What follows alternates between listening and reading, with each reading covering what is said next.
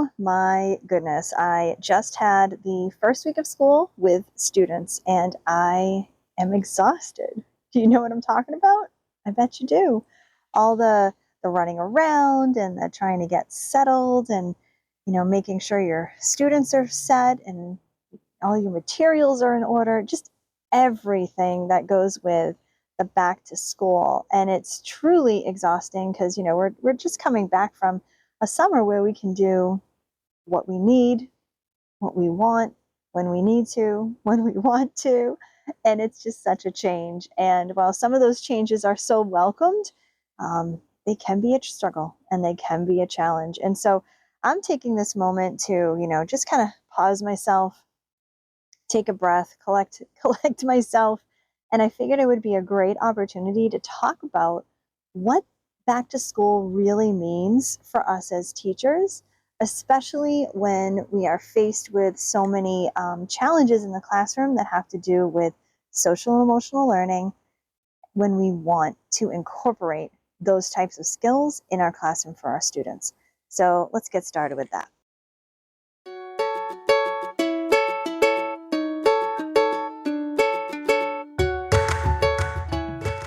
What do the arts have to do with learning in SEL? Oh, so much. Join me as we explore the depths of how these things come together through SEAL, social, emotional, artistic learning. We'll look at the mindset, the methods, and the integrations that make SEAL so effective. So plug yourself in. It's time to get inspired.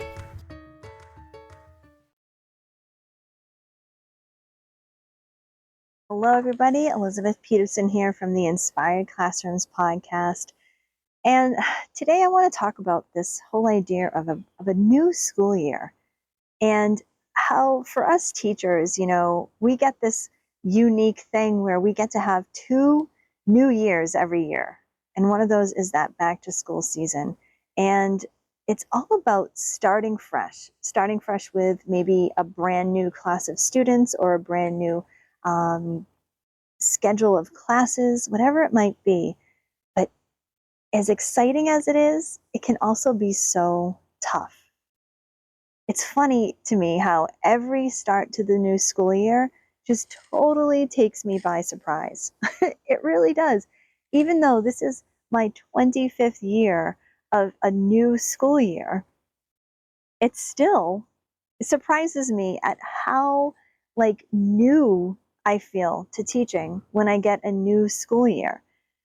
Because all those behaviors that I talk about, during my workshops or inside my courses, inside social media, all the moping in and the anger that our students feel and the outbursts that they might have and the chattiness and things like that, and all those big emotions that I actually talk about in my brand new webinar, and where I like to help teachers to help their students with these big emotions and these behaviors. A new school year starts, and I have this whole new group of students, and I see all these behaviors coming out again. And I feel like, wait a second, I just finished a year, and I was able to help all these students and get them to a place where they were coming into the classroom and they were working on their things so nicely, and they were able to focus, and they were doing such a great job. And then this new class comes in, and I almost feel like, well, I guess I really do feel like I need to retrain them with these skills that are going to help them, the social and emotional skills that are going to help them for this school year. And this is where I'm so glad that I have actually put the time in to have these mindset adjustments in my own teaching that I really go into inside of the SEAL method. And I wanted to just share a couple of those with you today on the podcast, because I think that what really can make or break a school year for you, no matter what time of the school year it is, whether it's beginning or middle or even near the end of the school year, having your mindset be in a place where you can handle tough situations is really the key.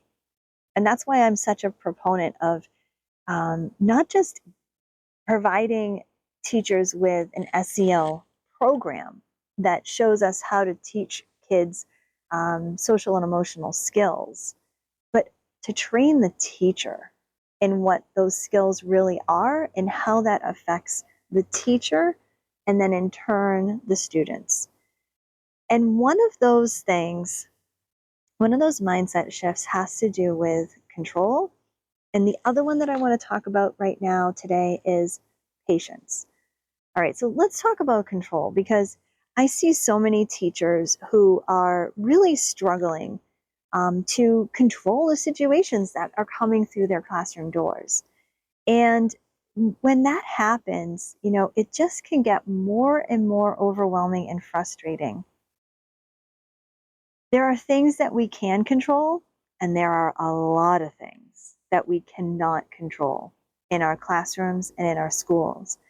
And if we can truly have that moment to really look at what those are and then push to the side the things that we can't control and focus on the ones that we can, boy, can our days be a lot more easy, a lot more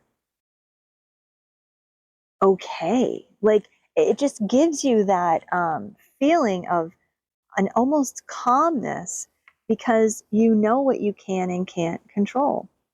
So, what are some of those things that you can't control? Well, sometimes you have no control over the actual curriculum and content that you teach, right? And at the beginning of a school year, especially, I feel like so many teachers are, maybe you included, are just thrown all this curriculum. Sometimes it's, stuff that you may have been doing for years, but other times it's brand new. Sometimes you're thrown into a situation where you're teaching alongside other teachers and they have different ideas. And there are certain things that you can't control in those situations. The other thing is that you can't control the students that are coming into your classroom. Like they're going to come to you with anger issues, or they may come to you with trauma from home. And you can't control that. But what you can control is your reactions, is your use of different resources and methods, and your attitude, right? Your own attitude towards things as they happen. And so when you can get a handle on that idea of what you can and can't control, man, that can make such a huge difference in your day-to-day teaching. So I want you to think about it for a moment. What are some of the things that you can't control inside of your school, inside of your classroom? And then just try and wipe them away. Really. I mean, it sounds so simple, or maybe it sounds like impossible. But if you take a moment to actually write them down and then push them off to the side, it can really make a world of difference. The other thing that I think can really help with a teacher's mindset when it comes to their own social and emotional well-being, and then carrying that into what they do with their students, is patience. Yes. Taking that breath in the middle of an overwhelming situation inside the classroom and almost trying to have this overwhelming sense of calm, turning that frustration into calm within the classroom, taking the breath and rolling that off your shoulders.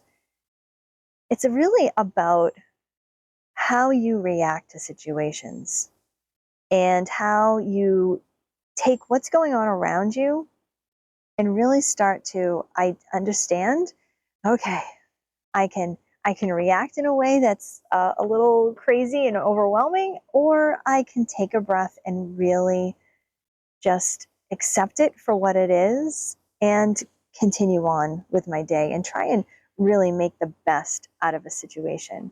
So instead of, reacting with anger or reacting to a situation with frustration, instead, I might take a look at the students that I have in front of me, see what they're doing, take a mental note of what they're doing, and understand and take that time to really understand my new students and realizing what needs to happen in order for them to learn.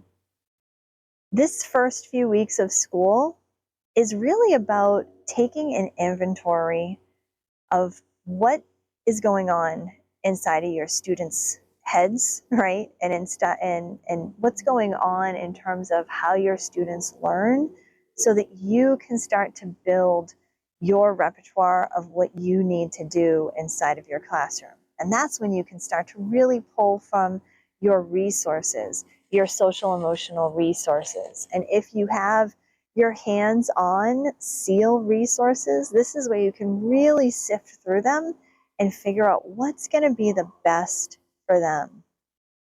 And that takes patience. Because let's face it, in June, when I was saying goodbye to my students, a class that I had for nearly 10 months, we had worked on all these things all throughout the year. And it's almost like when you go back to school, you have those memories kind of at the forefront of your mind. And so when you get this new crop of students, these new schedule of classes, you kind of have that June feeling still inside of your mind and inside your body. So starting fresh can be tough, but if you take these first few weeks, and think about, okay, control, what do I have control of, and how can I use that to my advantage? And patience, and how am I going to react to situations, especially in the first few weeks of school? That's when you can really start to take that mind shift that you need and move forward and really start digging into your first weeks of school. So what are your thoughts? What are some of the things that go through your head in the first weeks of school that really help you to get yourself situated and settled? I want to hear from you. So go ahead, find me on Instagram, find me on Facebook. I'm at The Inspired Classroom on all the social media platforms, and I can't wait to hear from you. All right, until the next time, I hope you have a fantastic rest of your day. We'll talk to you soon.